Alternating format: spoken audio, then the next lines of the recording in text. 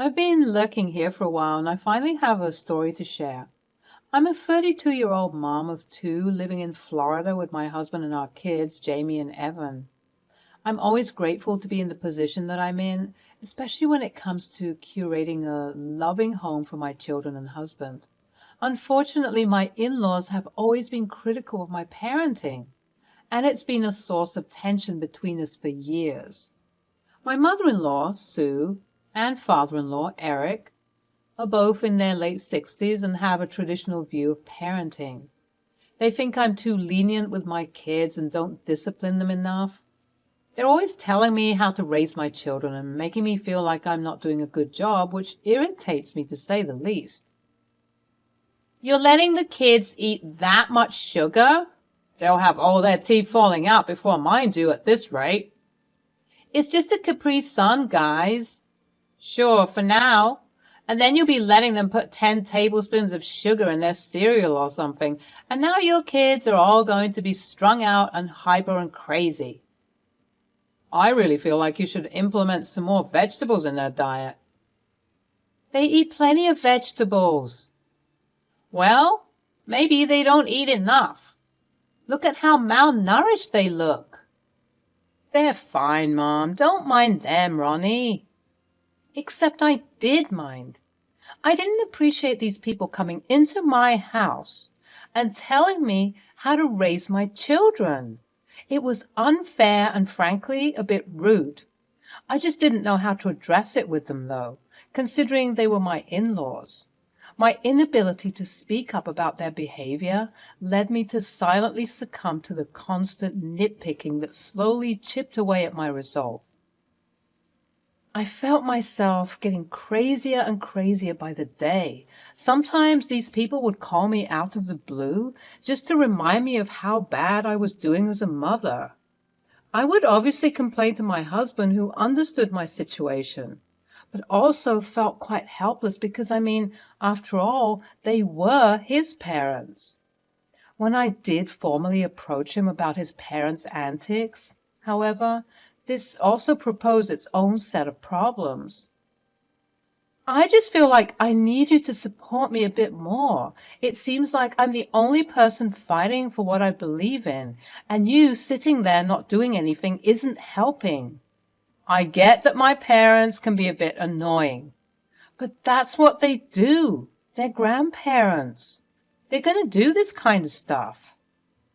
You're just scared to approach them, that's all. That's not true. It is true, and you're just afraid to admit that. You're afraid of going against your dear parents for the sake of your wife and kids. You're delusional, Ronnie. That's the furthest thing from the truth. What if I agree with them sometimes? Excuse me? Sometimes they have a bit too much screen time. Before we had kids, we talked about screen time. Even going as far as to remove the whole concept of having a TV or accessible phones and iPads, and now it seems like that's all they use. Okay, but why are you acting as if I'm their only parent? If you feel like they have too much screen time, which is only 4 times a week for a total of 8 hours, by the way, why not communicate that with me? Why is it that even though they have their dad in their lives, he isn't even here? I am here. I do things. Oh, yeah? Like what? Pray tell me. Well, I pay the bills and I play with them sometimes. Being a parent is way more than just paying bills, Phil. If I knew that this is what you were going to say, I would have seriously considered having children with you in the first place. Wow. Yeah, I said it. It's way more than doing those things. You constantly forget their birthdays and their sports events. You don't even read them a story before bed. And you don't even care for them when they get a cold or when they're upset.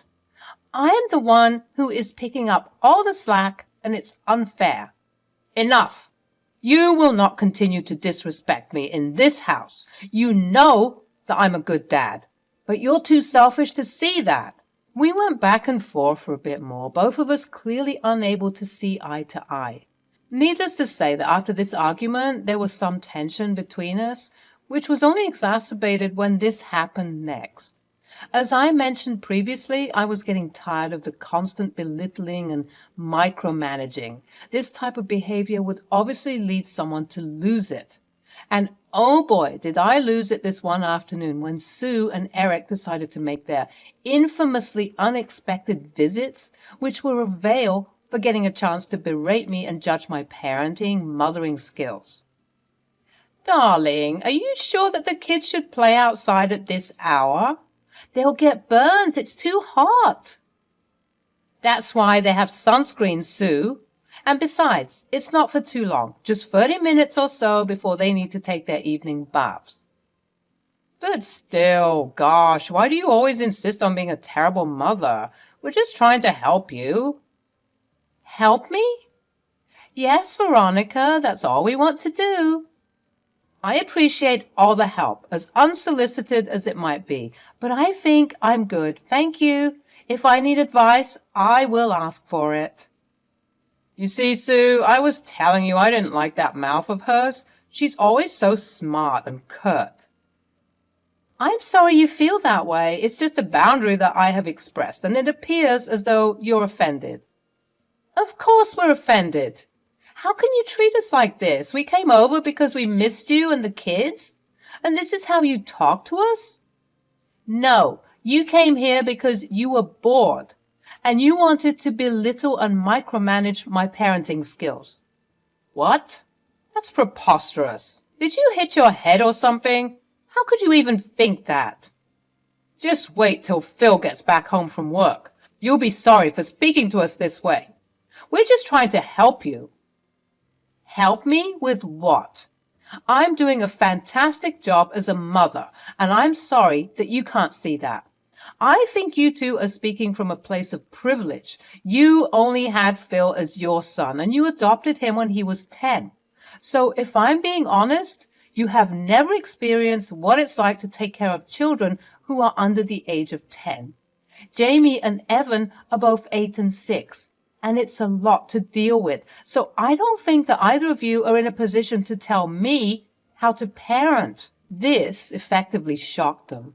I think for the first time in a long while, they were shocked. Of course, my victory over them was short-lived because self-righteous people will always have something to say. Even when they have nothing to say that is of any substance or value, the argument continued.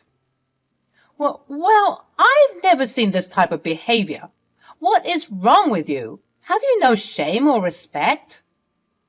Were you raised in a barn, young woman? You will apologize to us this instant.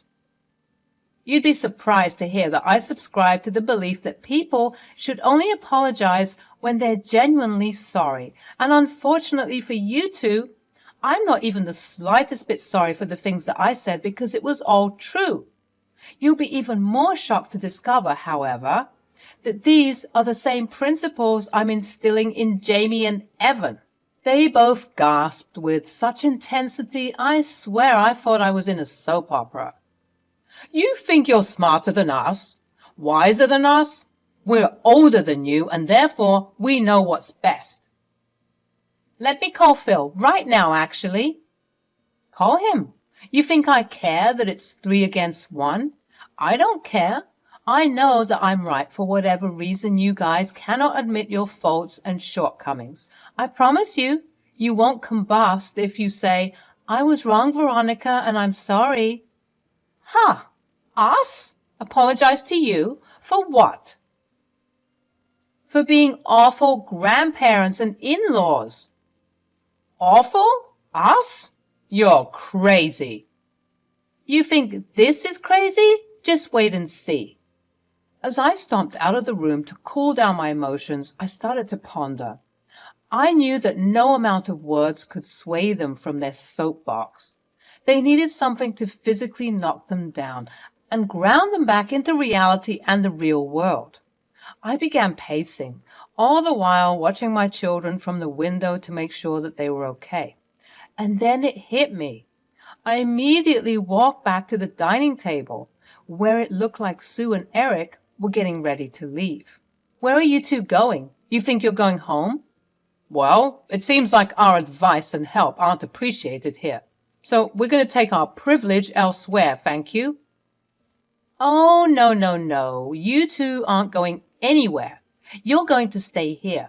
I'm going to step back and let you guys do all the parenting that you didn't get to do, but so desperately wish to instill in Jamie and Evan.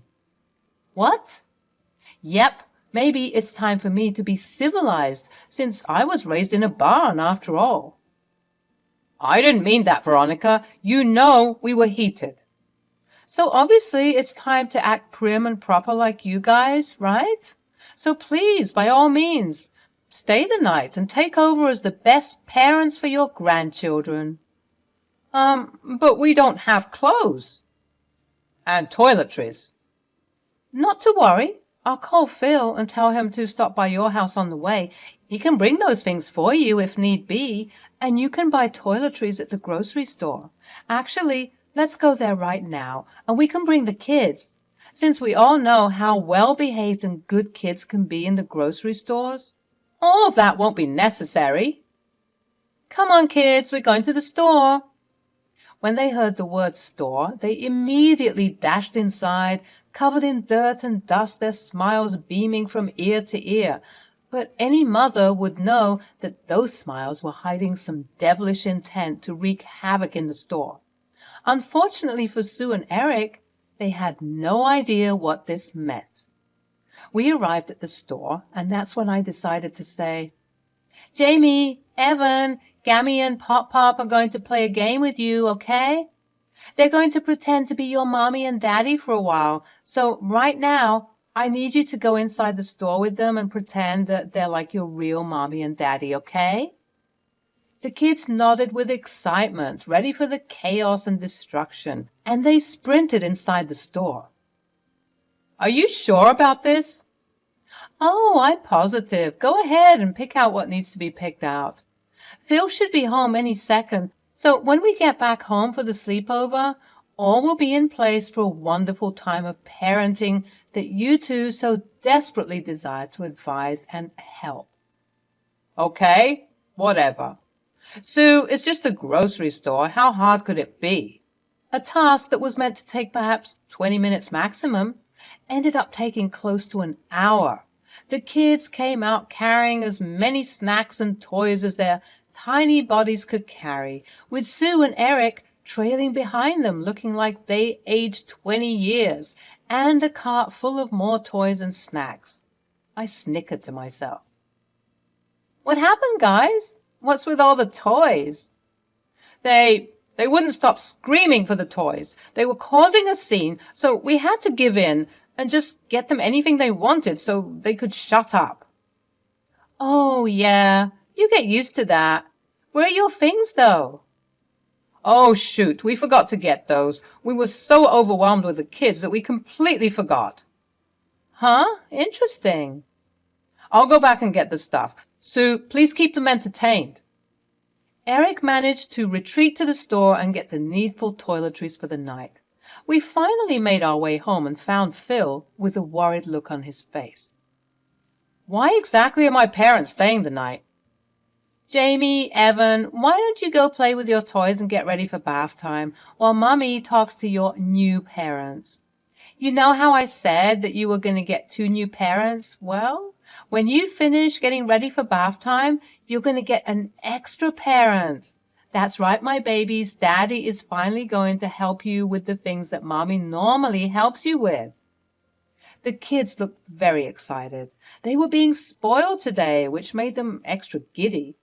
As much as they looked excited, their new parents, on the other hand, didn't. If anything, they looked extremely worried. What's going on? Well, Phil, if you really must know, I've decided to hand over the title of present and loving parent to you 3. For the next 24 hours, you people will prove to me that you are indeed the better parents. If you manage to succeed, then I will heed all of your advice from now on. No questions asked. I'll also make sure to cater to your every whim and will pamper you at least once a week upon request. Again, no questions asked. Huh. Being pampered whenever I want? You're on. Wait, Phil, let's talk about this for a minute, please. Oh, come on, Sue. Are you still reeling from the store earlier? It's okay, that was just a fluke. Yes, just a fluke. We got this. I mean, it's 3 against 1. We're obviously going to succeed. Glad to hear that you're excited about the challenge, but I want you to know if you fail, you 3 would have to be pampering and spoiling me, as well as shutting the hell up about my parenting. Deal? Deal. Deal. Deal. This is going to be so easy. Except it wasn't easy. It was the exact opposite of easy. It took less than 10 minutes for me to hear Sue and Eric screaming as they were being terrorized by Jamie and Evan. They were laughing manically as their grandparents were bumbling upstairs, failing to help them with their bath time. Phil tried to step in and managed to do a decent job, if you think that decent is just wiping them down with myriads of baby wipes and haphazardly putting them in their pajamas. There, we're all done with your task. Can we rest now? Oh, no, baby. Your job as a present parent has just begun. Now, you got to keep them entertained, preferably with some educational content while you make their dinner. Then you got to feed them. Afterward, you got to help them with their homework and school assignments. Afterwards, you have to play with them.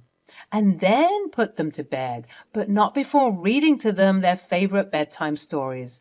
And once all that is done, I will tell you what happens in the morning for their morning routine. What? There's more? Oh, so much more. You haven't even spent the day with them. You'll be in for a treat, I'm sure. Easy. We'll just break up the tasks. I'll prepare the dinner for them. Sue, you help with school assignments, and Phil, you play with them and put them to bed with the bedtime story. We got this, guys. Well, they didn't, I'll tell you that. Eric thought it would be smart to serve them a fancy dinner full of flavors that weren't part of their developing palates yet. I mean, who gives kids olives and feta cheese in a garden salad? To no one's surprise, except Eric, of course, the kids did not like it one bit, making sure to make their disgust and disinterest shown with a good old temper tantrum. Jamie, being the older one, simply refused to eat, whilst Evan, being a toddler still, obviously had a meltdown. Whilst the new parents were panicking, not knowing what to do, I was just sipping on my chamomile tea, waiting for more chaos to ensue. Eric relented to the kids' wishes and just ordered pizza for the night. Next, it was Sue's turn, and she too faced a lot of difficulty with the tasks. She looked so worn and weary, and she just decided to do their homework for them, not having the patience to teach them how to get the right answers through their intellect. Phil was no different either. His idea of playing with them was just letting them watch whatever they wanted on TV and the iPad, actively going against the strict rule of no more than 8 hours of screen time. The kids had already reached their weekly limit, but Phil simply couldn't be bothered to try and be a present parent. Didn't you say that they had too much screen time? Today's different. They've been too hyper. Maybe sitting still in one place and gazing at a screen would be good for them. Terrible logic, but okay. Look, I'm doing my best, okay? Well, now it's time for bed, so go and do that, please. I could hear Phil wailing and whining alongside his difficult children, as they were way too hyper to go to bed. It took him 3 hours to finally put them down, and when he was done, I noticed that he just came straight to our bedroom and flopped on the bed. Phil, Sue, and Eric had no idea what was about to hit them in the morning. My kids are early birds, meaning by 6 a.m. they're up. So I took the liberty of banging pots and pans with them in the morning, their favorite way of waking us up in the morning. What the hell is going on? Did someone die? What's with all the commotion? It's 6:15 in the morning. Oh, good morning, sleepyheads. I'm sorry. Turns out Phil and I forgot to mention that this is our kids' favorite way to wake us up in the morning sometimes. Phil knew about this and didn't think to tell us? Must have slipped his mind. He's learned to ignore it and sleep right through it, though. Not on my watch. Sue proceeded to wake up Phil and bring him to the assembly line. Today's tasks are going to be a lot of fun. First, you got to get the kids to do their morning reflection, meditation. Evan, in particular, hates this, so you have to convince him to be good. Then you can get them a healthy snack before they bathe for the day. Afterward, you have to make them their breakfast. After eating, you're to go to the park with them for some playtime. When you decide to come back home, you can bake some cookies with them since they take those snacks with them to school. Afterwards, you need to prepare their lunch and clean their rooms and bathrooms. When you're done with that, you have to clean up the living room because... Okay, enough. We get it. It's a lot to do, but I, for one, can't do any of those things. I decided to accept defeat. I don't care. I was incorrect in my judgments earlier. Oh, you want to quit? Well, sorry, parenting doesn't work that way. Please, Veronica, when will you stop torturing us? It hasn't even been 24 hours. I'm tired. I don't want to do this anymore. Well, if the other two agree, then we can end this game of pretend. I too wish to throw in the towel. I have way too much work to do, and just the thought of completing half of those tasks has given me a migraine. Eric? Exactly. You three have made it a point to treat me like crap and call my parenting and mothering awful when you three combined couldn't even complete 24 hours of active and present parenting. You're all pathetic. Thanks for the free pampering sessions, by the way, and come to think of it, I think I need some pampering right now. The day ended with three very grumpy people begrudgingly accepting defeat and pampering me all weekend. Revenge never felt so good.